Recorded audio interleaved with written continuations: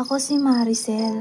Buntis ako noon sa pangalawa ko anak na mangyari ang isang kababalaghan na hindi ko malilimutan.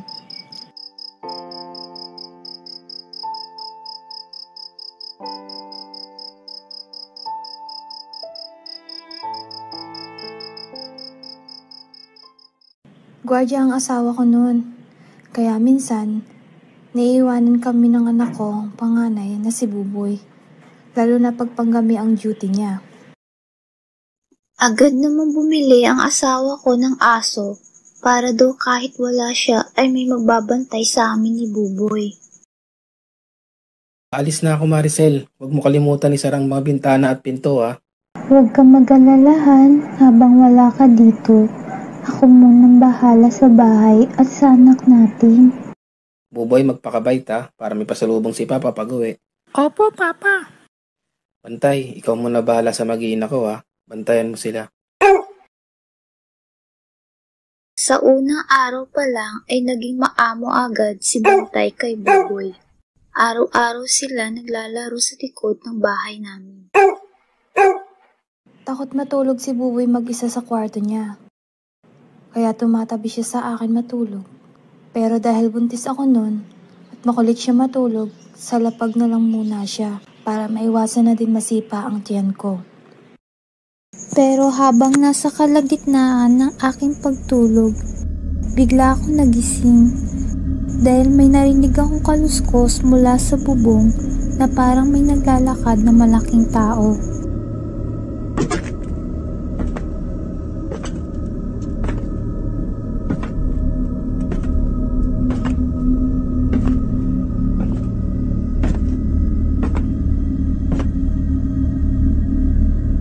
Pagbangon ko ay isang pusa agad ang nakita ko dun sa bintana. Ang talas ng tingin niya sa akin, ang mga mata niya ay kakaiba na wari isang sulyap lang ay bigla niya ako susunggabin. Naalala ko tuloy ang kwento ng aking lola.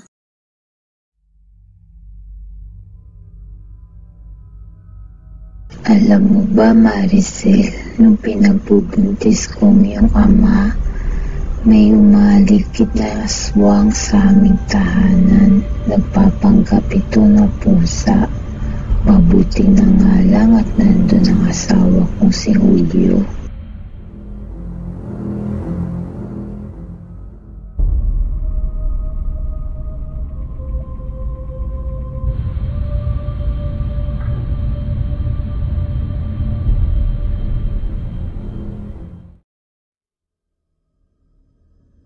Julio, natatakot ako. Mukhang nandyan na naman yung aswang sa bubong natin. Huwag ka matakot, Amanda, hanggat nandito ako. Walang pwedeng manakit sa iyo at sa ating anak.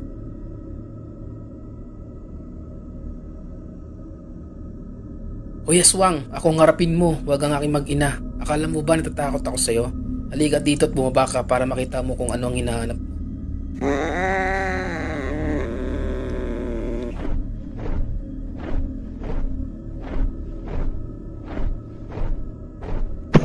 Sa tapang ng lolo mo'y napalis niya ito. Lumipad sa malayo at wala nun na hindi na siya bumalik.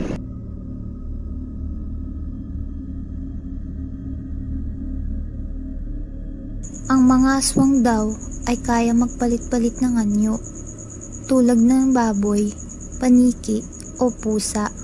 Ginagawa daw nila ito para hindi sila mapansin ng mga tao at makalapit sila sa mga biktima.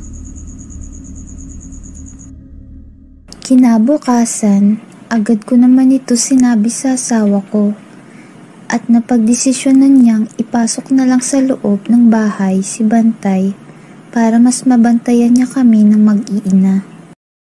Tuwang-tuwa naman ang anak namin si Buboy dahil makakasama niya na si Bantay sa loob ng bahay. Pero nung gabi, mali pala ang inaakala ko. Dahil ang akala ko, pag nasa loob na si Bantay, ay hindi na babalik ang pusang itim. Pero nandyan pa at parang naging matapang palalo. Parang gusto niya wasakin ang bintana ng kwarto para makapasok. Galit na galit ito, ang mga balahibo niya ay nagtataasan. Ayaw ko naman magising si Buboy at matakot kaya tinulugan ko na lang ito at di na lang pinansin ng pusa.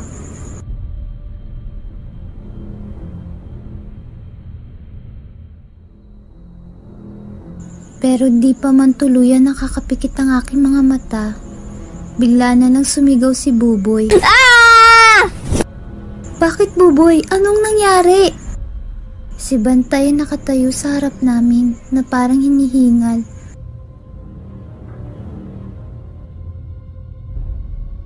Maya-maya pa ay laking gulat ko, bigla na lamang ito nagbago ng anyo.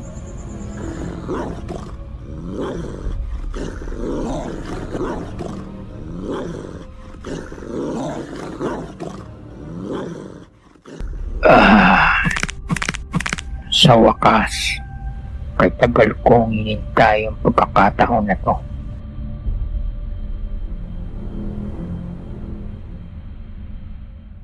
At ngayon, matitikman ko na ang iyong anak sa iyong sinapupunan. Maawa ka sa amin ng mga anak ko.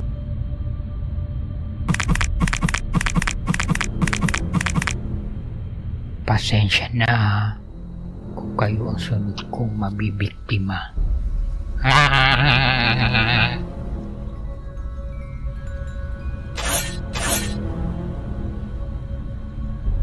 Ano yun? Ikaw?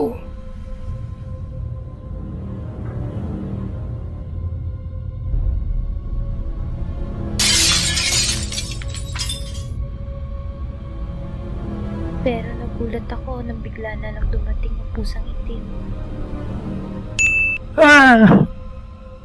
Ang mata ko! At hindi nag-aksaya ng pagkakataon ang pusang itim. Sinugod niya agad ito at sinunggaban at tinulak niya ito palabas sa bintana.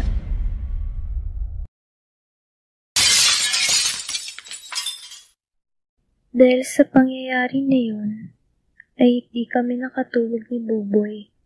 Dahil din sa takot na baka bumalik ang aswang, kaya hinintay na lang namin ang pag-uwi ng kanyang ama. Kinaumagahan, pagdating ng kanyang ama, ay agad ko itong sinabi sa kanya. Kaya napagdesisyonan niyang umalis na kami doon at lumipat na lang muna sa bahay ng kanyang magulang. Gusto namin sana magpasalamat sa pusang itim kasi dahil sa kanya ay nailigtas kami mag-iina. Kung wala siya, baka kung anong nangyari sa aming masama. Pero hindi na bumalik ang pusang itim. Nalungkot ako at nag-alala dahil baka kung ano na nangyari sa kanya, binuwis niya ang buhay niya para sa amin.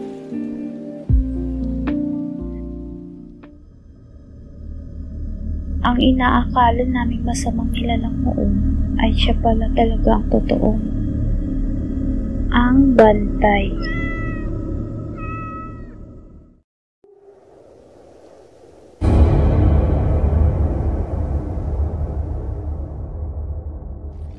Lanya, ginabi na naman ako.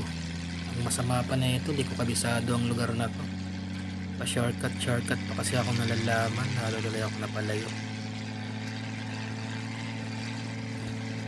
Kakatakot naman dito.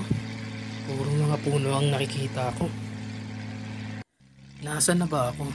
Mukhang malayo na to sa bayan ah. Ha? Ano na yun?